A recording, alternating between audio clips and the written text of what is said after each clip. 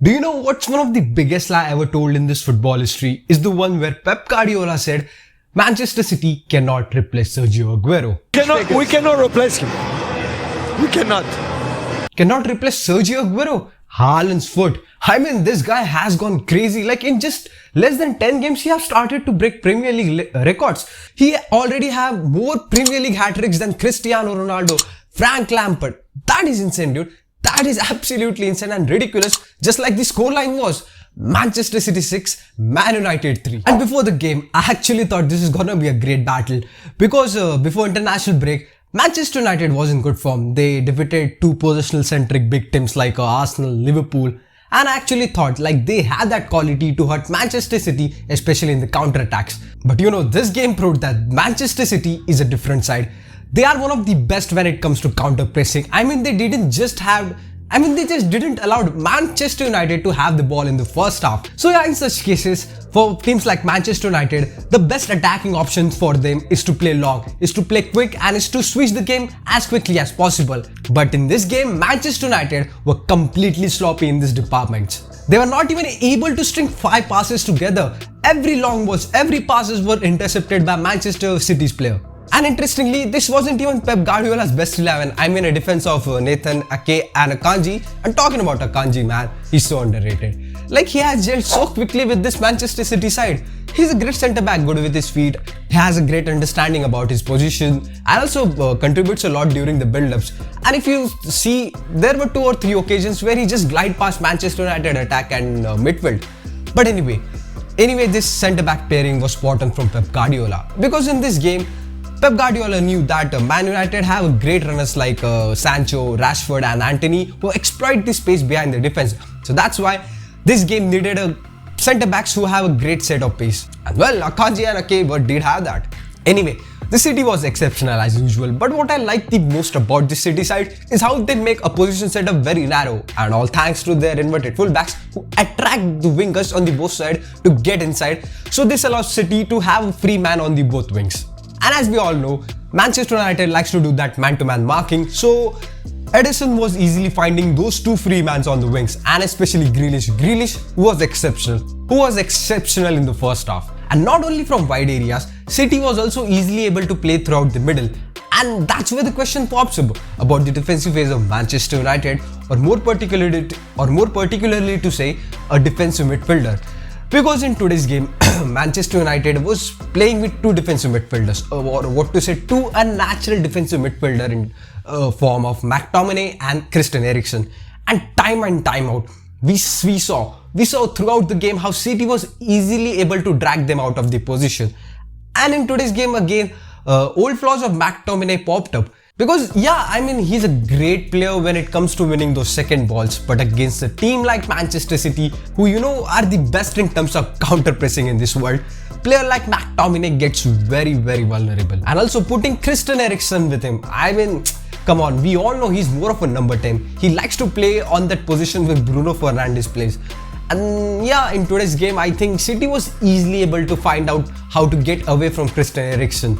And that's why in such game, Manchester United need a smart player like Casemiro who can easely block at least the passing lane. And also off the ball, City was easily able to trap out McTominay when Manchester United were building from the back, which forced out a lot of errors through the McTominay. And I think in this whole game, Manchester United defensive structure was not at all compact and was completely passive, because if you see that space between the defense line and the midfielders line, which is of course the half space, was too large, and a great number 8s like and the City's great number 8s like Kevin De Bruyne and Bernardo Silva were having a party over there.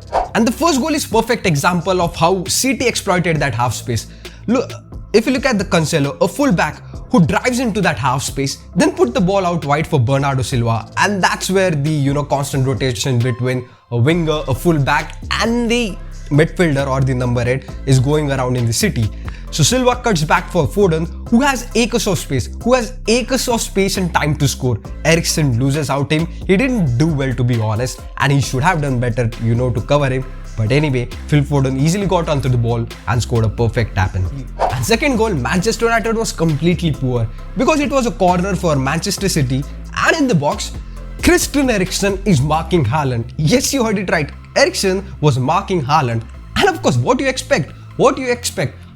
Christian Eriksen won't be able to defend against Haaland.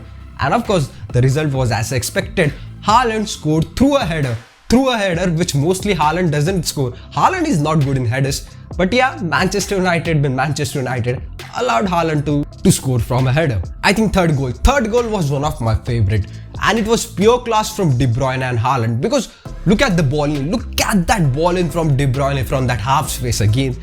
It was absolutely pinpoint accurate and amazing. Anyway, look here how Haaland checks his run. He always gets behind in the shoulder of the defenders. And that's the reason he scores a lot of goals. Because a defender cannot defend properly when a striker is at his back.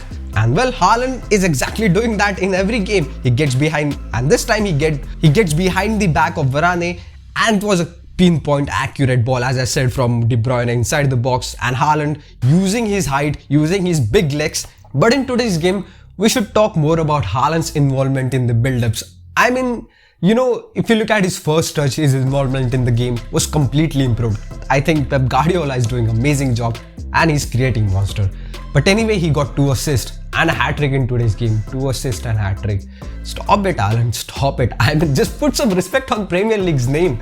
Like this dude has completely turned this Premier League into Farmers League. But anyway, in this game, his first touch, his link-up play, his hold-up play was looking quite improved. And well, that's scary. That's scary for Premier League defenders. I mean, Pep Guardiola is on to create something different. And well, of course, the 4th goal was assisted by Haaland to Phil Foden. And it was a great counter-attacking move from Manchester City. This is the new aspect that we are currently seeing in this season of Manchester City. Well, great counter-attacking move and finished by Phil Foden, who deserves same praise as Haaland. Because this guy's flexibility as a winger in this Manchester City side is so underrated. And the first goal was a perfect example of how he moved from that winger's position to get into that central half space where Bernardo put the ball into the box and where he get onto it. And the fifth goal was a complete textbook City goal, because City playing out wide to Grealish and then Grealish passing it on to De Bruyne inside and then makes the inverted run to allow fullback Sergio Gomez to overlap, and De Bruyne finds Gomez out wide and then he cuts it back for Haaland, who scored a tap-in and completed his hat-trick over from this goal. And the 6th one for City was actually a hat-trick goal for Phil Foden, who also completed his hat-trick. I mean, 2 hat-tricks in a single game. Come on, Manchester United, you got to be better than this. Anyway, the 6th goal, which was assisted by Haaland, and it was actually a great moment for Phil Foden to get into such great goal-scoring position where Haaland find him and Foden scored. So yeah, this was basically City's dominance, basically in the first half.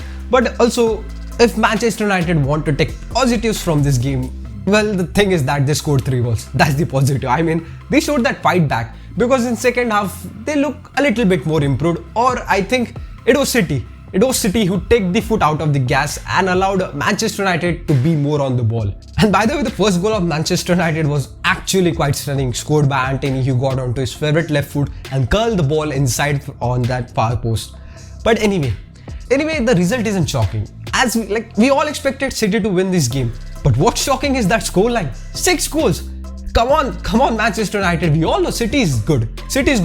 But you know, to score 6 goals in such kind of Manchester derby, I mean, Ten Hag needs to think out loud, and also needs to start Anthony Martial into starting. Anthony Martial, who got the brace in today's game, because he offers a lot of technical quality as number 9 that Rashford doesn't have. Anyway, moving on from Premier League to Laliga, where Osasuna have finally ended Real Madrid's winning streak this season.